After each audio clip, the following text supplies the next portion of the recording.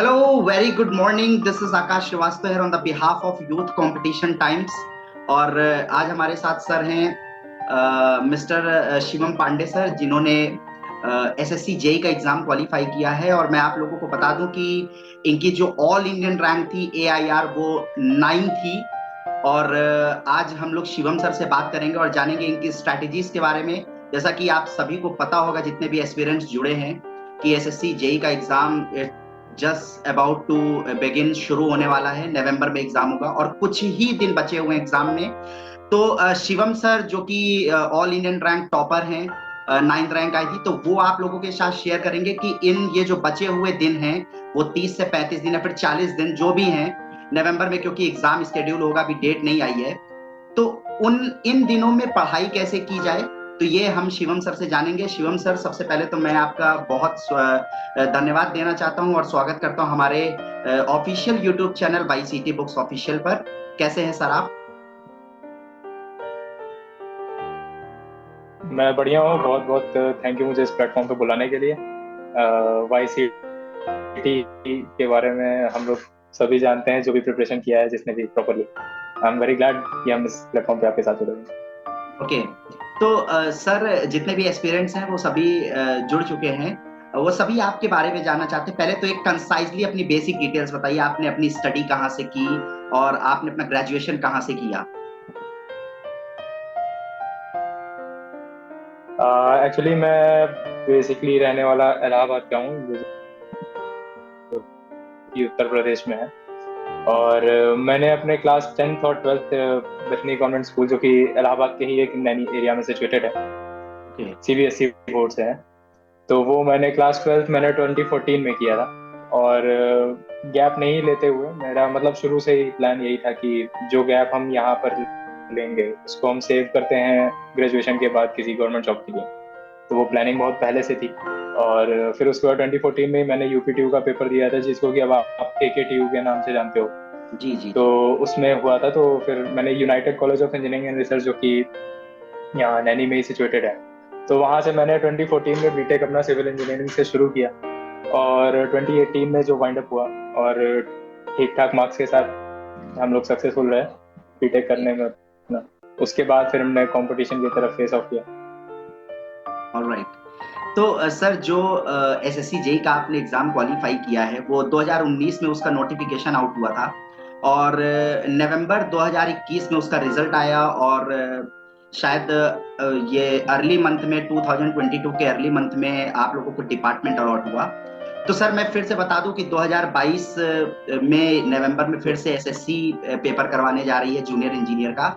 और काफी बच्चे बहुत ही बेसब्री से इंतजार कर रहे हैं इस एग्जाम का और तैयारी भी कर रहे हैं। तो अब सर, मेन पॉइंट पर आते हैं कि ये बहुत ही कम दिन बचे हुए हैं और काफी स्टूडेंट नर्वस भी रहते हैं कि जैसे जैसे एग्जाम पास आता है। तो आप, क्योंकि आप एआईआर आपकी 9 है और आप टॉपर हैं, तो आप क्या स्टूडेंट को मतलब स्ट्रेटेजीज शेयर करना चाहेंगे कि इन बचे हुए दिनों में वो तैयारी किस तरीके से करें, और आपने तैयारी किस तरीके से की जिसके कारण आपकी ऑल इंडियन 9th रैंक आई? ओके, सबसे पहली बात कि भाई very very all the best जो भी बच्चे एग्जाम देने जा रहे हैं। मेरे साथ के भी कई फ्रेंड्स हैं जो कि इसके लिए अपेयर होने जा रहे हैं। तो मैं बेसिकली जो मैं अपने फ्रेंड्स को बताता हूँ वही मैं यहाँ पे भी किसी ऑनेस्टी के साथ बताना चाहूंगा कि भाई देखिए, आपने जो फाउंडेशन आपको बिल्डअप करनी थी, वो जो भी सीरियस कैंडिडेट होगा उसने अभी तक अपनी फाउंडेशन बिल्ड कर ली होगी ऑब्वियसली। मतलब अब उसके पास ऐसा आज के डेट में कुछ भी ऐसा नहीं होगा कि जो उसको ऐसा लगे कि हाँ मुझे ये भी पढ़ना है, अभी ये रह गया है। और अगर रह गया है तो मेरी बात मानिए कि अब उसको रहने ही दीजिए।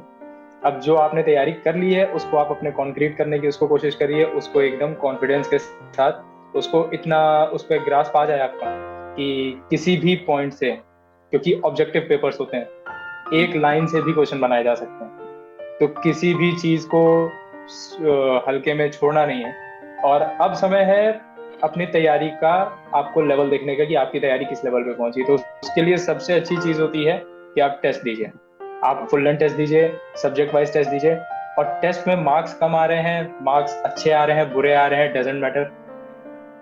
मेरे भी बहुत कुछ खास नहीं आते थे, रैंक बहुत अच्छी नहीं आती थी मेरी टेस्ट में, बट आप टेस्ट बेसिकली क्या होता है, टेस्ट आपको बताएगा कि हाँ आपके पास इतना समय आपको इस क्वेश्चन को, इस पार्ट को सॉर्ट आउट करने में लग रहा है। उस क्वेश्चन को लगाने में कितना टाइम लग रहा है, ये टाइम मैनेजमेंट का खेल है। यहाँ पे आप एसएससी नॉलेज के साथ साथ टाइम मैनेजमेंट मांगता है, एसएससी के किसी भी एग्जाम में आप देख लो। जी जी, तो टाइम मैनेजमेंट आप यहाँ से सीखो। यहाँ से जो नए क्वेश्चंस आपके पास आ रहे हैं जिनको कि आप अपने पास रख सकते हो, बहुत इंपॉर्टेंट है। और आपने शायद इतना लंबा, ऑब्वियसली सिविल का कोर्स इंजीनियरिंग में सबसे लंबी माना जाता है, तो उसमें जाहिर सी बात है कि आपसे कुछ चीजें छूट सकती हैं।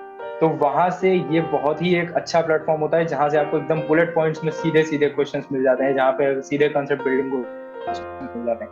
उसको आप अपने नोट्स में ऐड करिए और एकदम रिगरस रिवीजन करिए। बिल्कुल। तो सर आपके क्या मतलब प्रीलिम्स में आपके कितने मार्क्स थे और मेंस में कितने मार्क्स थे एसएससी जेई में?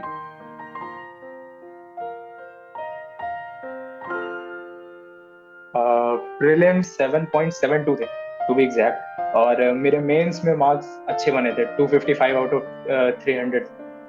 ओके। तो फिर ओवरऑल मार्क्स आप समझ ही रहे हैं, 392.72 बना।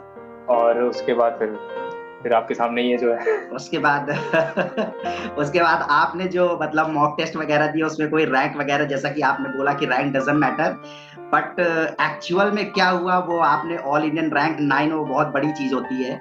और टॉप 10 मतलब टॉप 10 के अंदर आपकी रैंक आई, AIR 9 आई, बहुत अच्छी बात है। तो सर आपने मतलब प्रीलिम्स की तैयारी, जैसे प्रीलिम्स में क्या सिलेबस किस तरीके का होता है और उसमें जो भी सब्जेक्ट्स रहते हैं उसकी तैयारी आपने किस तरीके से की? प्रीलिम्स मैं वही कह रहा हूँ, ये कोई भी इंटरव्यू जो भी इंसान देख रहा होगा, जो भी देखेगा, वो ऑब्वियसली अपने पढ़ाई के लेवल के उस पॉइंट पे होगा जहाँ की अब उसको कुछ एडिशनल हेल्प चाहिए, है ना। सिलेबस बहुत लेंदी है, जाहिर सी बात है, एक बार में आप देखोगे तो जाहिर सी बात है घबरा जाओगे, क्योंकि यहाँ पे सिर्फ आपको इंजीनियरिंग नहीं पढ़नी है। और हम सब जानते हैं कि पीसीएम के बच्चों का नॉन टेक से बहुत दूर दूर तक कोई नाता नहीं होता। हिस्ट्री, सिविक्स, ज्योग्राफी, ये सब उनके लिए हिस्ट्री होती है, जो कि उन्होंने बेसिकली क्लास 10th में छोड़ दी थी, और उसके बाद से उसको उठाने की उन्हें जरूरत भी नहीं पड़ी। बिल्कुल बिल्कुल। तो बात यह है कि यहाँ पर सबसे बड़ी फाइट होती है स्टूडेंट की कि भाई आप नॉन टेक कैसे पढ़ोगे, क्योंकि टेक्निकल हर बंदा पढ़ रहा है। बिल्कुल बिल्कुल, सबको टेक्निकल आती है, किसी को थोड़ी सी कम, किसी को थोड़ी सी ज्यादा, बात वही पड़ जाती है। फाइट टेक्निकल में है ही नहीं मेरा माने तो, क्योंकि टेक्निकल तो सभी तैयार किया है ना इंसान, क्योंकि सबने बीटेक किया 4 साल, उसमें भी वही पढ़ा, तैयारी की, कोचिंग की, वहां पे भी उसने बेसिकली टेक्निकल ही पढ़ा। ओके। और अभी यहाँ फाइट होती है बेसिकली आप नॉन टेक्निकल और रीजनिंग पे क्या कर सकते हो जी। जो आपके रैंक मेकिंग नंबर्स होते हैं वो यहीं से आते हैं, क्योंकि टेक्निकल सबका साउंड है, डिस्क्रिप्टिव भी सबका साउंड है, सबने सेमेस्टर एग्जाम्स दिए हैं, सब फुल लेंथ एग्जाम्स की तैयारी करते हैं। यहाँ मेन फाइट आती है कि आप नॉन टेक्निकल में आप कैसे करते हो, नॉन टेक्निकल में आप क्या करते हो। नॉन टेक में 1 नंबर का भी फासला आएगा ना तो वो आपकी रैंक आगे पीछे कर देगा। तो मैं कहूंगा कि नॉन टेक्निकल, खैर अब तो बच्चों के पास समय नहीं है, अब जो भी अगर फ्रेश तैयारी करेगा उनके लिए कि नॉन टेक्निकल को हल्के में मत लीजिए। और नॉन टेक्निकल ऐसा सब्जेक्ट है जिसको कि आपको पढ़ने में समय तो बहुत लगेगा, लेकिन उसके 50 क्वेश्चन बनाने में हमको नहीं लगता 7 से 8 मिनट से ज्यादा लगते हैं, क्योंकि उसमें ऐसे क्वेश्चन होते हैं कि वो आपको आते हैं तो वो आपको आते हैं, आपको नहीं आते हैं तो नहीं आते हैं। और अगर आपको नहीं आते और उस पर आपने दिमाग लगाया तो वो I think 99% of the times वो गलत ही होना आंसर। जी बिल्कुल बिल्कुल। तो उसमें ऐसा रहता है कि बहुत कम समय में बहुत अच्छा स्कोर उसमें बनाया जा सकता है। मेरा कहना है कि अगर 35 प्लस भी इंसान बना ले जा रहा है अगर history, civics, geography, physics, chemistry, biology और इकोनॉमिक्स में, तो वो काफी अच्छा एक्सेल कर जाएगा। और रीजनिंग क्या है, रीजनिंग तो हम लोग जिस लेवल की मैथमेटिक्स पढ़ते हैं उसके पॉइंट ऑफ व्यू से रीजनिंग बहुत ज्यादा हैवी नहीं होती, टाइम टेकिंग होती है ऑब्वियसली, तो उसकी प्रैक्टिस चाहिए। हम कहते हैं भाई आप पूरा दिन टेक्निकल पढ़े, 2-3 घंटे, 1-2 घंटे नॉन टेक्निकल पढ़े, रीजनिंग करिए। रीजनिंग में आपको कुछ नहीं करना है, दिन के 50 क्वेश्चन उठाइए जो कि पिछले एग्जाम्स में आ चुके हैं, उसको टाइम बाउंड करिए, क्योंकि उसके एक भी ऐसे क्वेश्चन होंगे नहीं जो आप बना नहीं पाएंगे। ईगो पे मत लीजिए उसको, क्योंकि क्वेश्चन आप बना सारे सकते हैं, लेकिन बात यह है कि उस पर्टिकुलर लिमिट ऑफ टाइम के अंदर बना सकते हैं, है ना। जी जी जी। तो क्वेश्चंस को बनाइए, टाइम बाउंड करके बनाइए। और टाइम को मैनेज करते हुए अच्छे स्कोर ले आने की कोशिश करिए। तो ये जो 100 नंबर होता है ना, ये बहुत वर्सेटाइल होता है। लड़के इसको जो है हल्के में ले लेते हैं, ये बहुत बड़ा इशू होता है। तो इसको हल्के में नहीं लेना है। और टेक्निकल तो भाई आप सब लोग महारत ही हैं उसमें। तो सभी एसएससी जेई का जो पेपर देने जा रहे हैं नवंबर में अपीयर होंगे एसएससी जेई के एग्जाम में, तो सभी लोगों से रिक्वेस्ट है कि सभी लोग Shivam sir all Indian topper की बात बहुत ही ध्यान से सुनिए। और उनका कहना है टेक्निकल में बिल्कुल ऑब्वियस सी बात है, कोई फाइट नहीं है, नॉन टेक्निकली है जो है आप लोगों के लिए, क्योंकि नॉन टेक्निकल में एक तो जीएस आता है प्रीलिम्स में जो कि बहुत ही ब्रॉड सिलेबस है, और उसकी तैयारी तो आप सभी लोग कर ही रहे होंगे और कर भी चुके होंगे मोस्ट ऑफ द स्टूडेंट्स। तो लास्ट के समय में शिवम सर यही बता रहे हैं कि रिवीजन करें और टेस्ट दें, जितना ज्यादा से ज्यादा हो सके फुल लेंथ टेस्ट और मॉक टेस्ट वगैरह दें, जिससे आप अपनी प्रिपरेशन के लेवल को जो है जज कर पाए कि मेरी प्रिपरेशन लेवल कहाँ तक है। तो सर मैं एक चीज और पूछना चाहूंगा कि कोई पर्टिकुलर बुक वगैरह भी होगी जो भी आप लोगों को सजेस्ट करना चाहेंगे? देखिए मैं पहले प्री की बात करता हूँ। तो प्री के लिए बेसिकली मैंने सबसे पहले, क्योंकि हम लोग बीटेक से थे और बीटेक करने के बाद हम लोग जब निकले तो सबसे पहले हम लोग को गेट और ईएससी दिखा।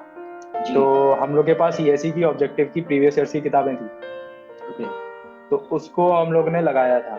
और जब हमने एसएससी की तैयारी शुरू की तो वहां पर हमने ईएससी के क्वेश्चंस जो प्रीवियस ईयर थे तो उसको एटलीस्ट मैंने 2 से 3 बार तो लगाया ही होगा।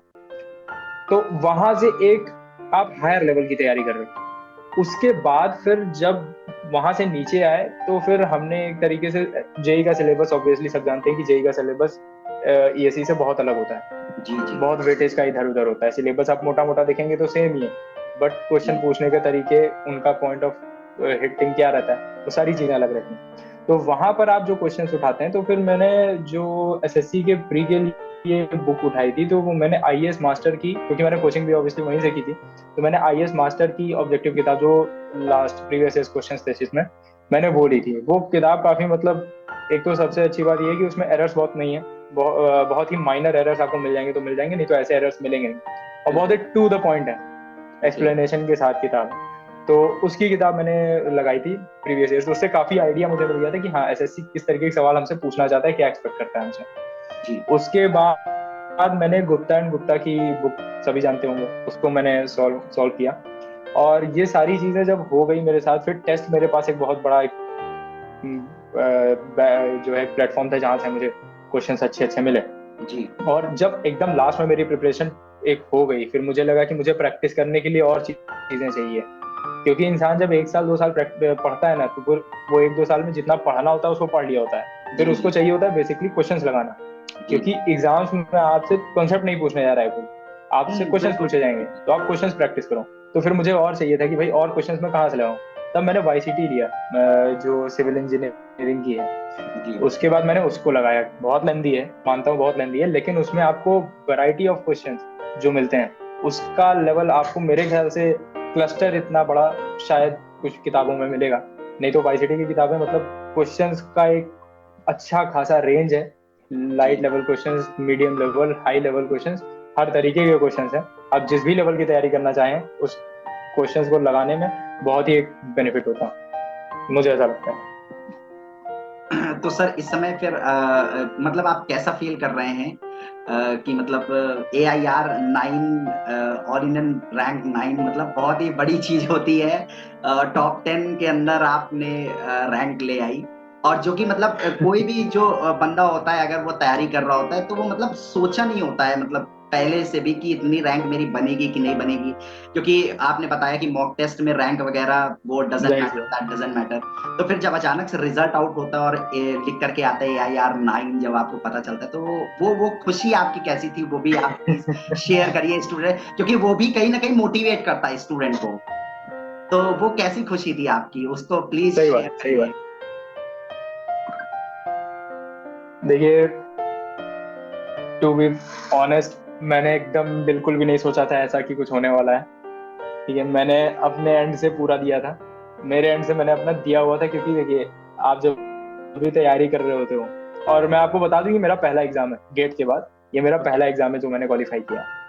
और एसएससी एक तरीके से कहा जाए तो मैंने 18 भी दिया था, 2018 भी दिया था, बट वो मैं उतने सीरियसली मैंने दिया नहीं था क्योंकि उस समय मेरा टेक्निकल मैंने पढ़ा था और नॉन टेक्निकल और रीजनिंग बिल्कुल जीरो था। तो जब मैं इधर आया तो पहली बार मैंने 2018 का पेपर जब दिया तो मेरे मार्क्स 103 के अराउंड बने और उस समय कट ऑफ 127 गई थी। ओके।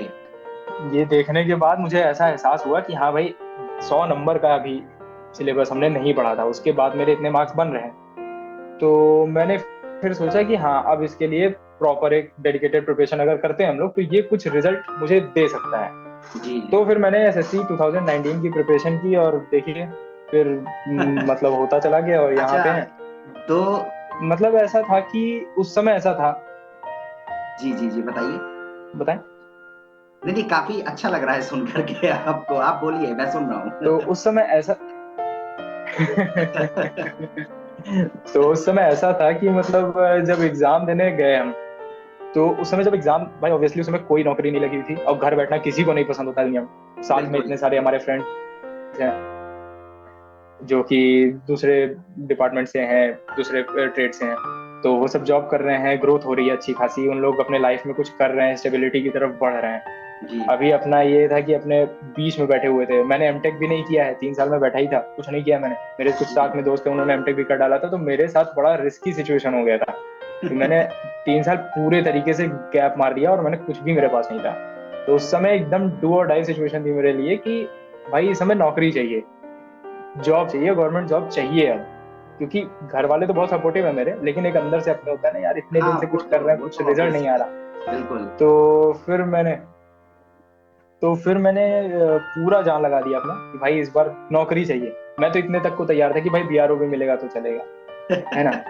तो मैं तो इस मोटिव से गया था, मेरा कुछ ऐसा मूड ही नहीं था कि भाई टॉप करना है या फिर क्या करना है क्या नहीं करना है, कुछ ऐसा मूड नहीं था। मतलब मेरा था कि भाई नौकरी चाहिए, नौकरी मिल जानी चाहिए इस बार।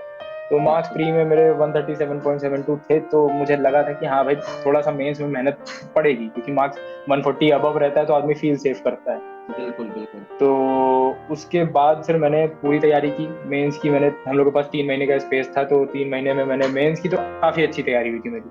क्योंकि मेंस का थोड़ा सा ऐसा रहता है कि भाई क्वेश्चंस एक लिमिटेड रहते हैं कि भाई हम्म। इतने से ही बन सकते हैं, क्योंकि लेंदी क्वेश्चंस बनने हैं, लेंदी क्वेश्चंस छोटे छोटे पॉइंट से नहीं बनाए जा सकते। लेंदी प्लस थोड़ा क्वेश्चंस सा का वो, एक प्रोफार्मा होता है जिस तरीके से वो चलते आ रहे होते हैं। तो मैंने मेंस की तैयारी बहुत अच्छे से की थी। प्लस वो जो नॉन टेक्निकल का जो पार्ट वो हटता है ना वो तो किनारे से, तो वो मेंस भी की एक। तैयारी अच्छे से करने के बाद सही सही बात। तो फिर अपने पास ये रहता है कि भाई सिर्फ टेक्निकल की हाँ। चिंता रहती है अपने पास, और उसमें तो बिल्कुल। सब लोग हैं ही हैं। फिर मैंने पूरी कोशिश की, पूरा तैयारी करके हम गए। डर भी लग रहा था कि भाई कैसे होगा, क्या होगा कि नहीं होगा, सबसे बड़ा डर। तो फिर मैंने खैर, सबसे पहला तो डर मेरे अंदर यह है कि भाई 300 नंबर का पेपर होता है, 2 घंटे का समय रहता है, और अमूमन मैंने जितने लोगों का सुना है लोग पूरा अटेम्प्ट ही नहीं कर पाते। तो पहले तो मेरा मोटिव था कि पूरा अटेम्प्ट करना है, ये मतलब ज्यादा से ज्यादा अटेम्प्ट तो एटलीस्ट करना है और एक्यूरेसी के साथ अटेम्प्ट करना है। लेकिन 2019 का हमारी किस्मत ऐसी थी कि पेपर इतना ऐसा लेंदी नहीं था कि जिसको समय के हिसाब से सॉल्व नहीं किया जा सकता था। तो मैंने पहले क्वेश्चन में करना शुरू किया और आप और क्वेश्चंस खोज रहा था कि और क्वेश्चंस कहाँ हैं। फिर मुझे रियलाइज हुआ कि मेरे पास 10 से 12 मिनट का समय बचा हुआ था और मैंने 300 नंबर का पूरा अटेम्प्ट कर लिया था। तो मिला था तो उसमें मैंने एक अच्छा रिवीजन भी मार लिया, क्वेश्चंस जो न्यूमेरिकल थे उनको रिसॉल्व करके भी देख लिया। जी जी। रिजल्ट का वेट कर रहे थे, ऑब्वियसली रिजल्ट काफी देर में आया। 21 मार्च को पेपर हुआ था हम लोग का 2021 में, रिजल्ट हम लोग का नवंबर में आया। तो एक अच्छा खासा गैप था रिजल्ट के बीच में, और वो पूरा एकदम डर का माहौल था उसमें जी, देर आया दुरुस्त कि आया। क्या होगा क्या नहीं होगा। फिर अचानक से रिजल्ट आया, मेंस में मेंस के मार्क्स आए। तो मैंने जब मेंस के मार्क्स देखे तो भी मुझे बिलीव नहीं हुआ। पहले मैंने मेंस और प्री के मार्क्स को ऐड अप किया, मैंने कहा कि टोटल 500 में कितना बन रहा है, क्योंकि मुझे पता था कि 300 एंड अबव चाहिए रहता है एटलीस्ट सीपीडब्ल्यूडी के लिए।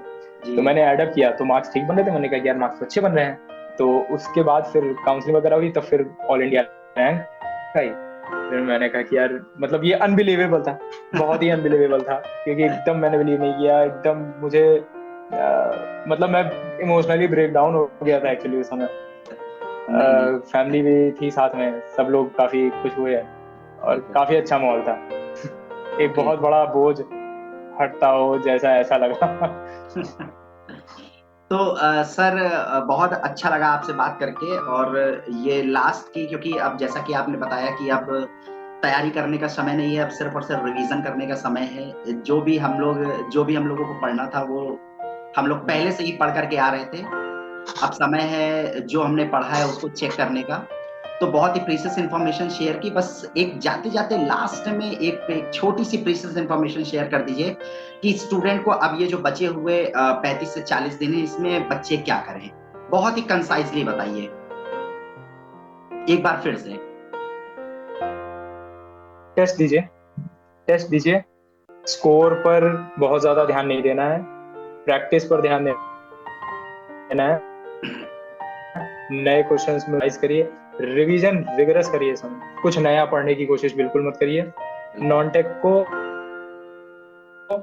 उतना ही वेटेज मानकर चलिए नॉन टेक का जितना वेटेज टेक्निकल का होता है। इतने कहूँ, क्योंकि 2018 में जब आप पेपर दिए थे और आपके 103 नंबर आए थे, तो उसके बाद जब 2019 में आप अपीयर हो रहे थे तो आपको ये समझ में आ गया था कि जो फाइट है वो नॉन टेक्निकल में, टेक्निकल में तो है ही नहीं। वो आपको 2018 में पता चल गया था। नॉन टेक्निकल में ही है। ओके सर, तो शिवम सर बहुत ही ज्यादा अच्छा लगा आपसे बात करके, और मैं फिर से एक बार बधाई देना चाहता हूँ आपको कि आपने एसएससी का जेई का एग्जाम क्वालिफाई किया और एआईआर आपकी 9 थी। बहुत अच्छा लगा बात करके सर आपसे। बहुत बहुत धन्यवाद sir. Thank you sir. Thank you very much. Thank you.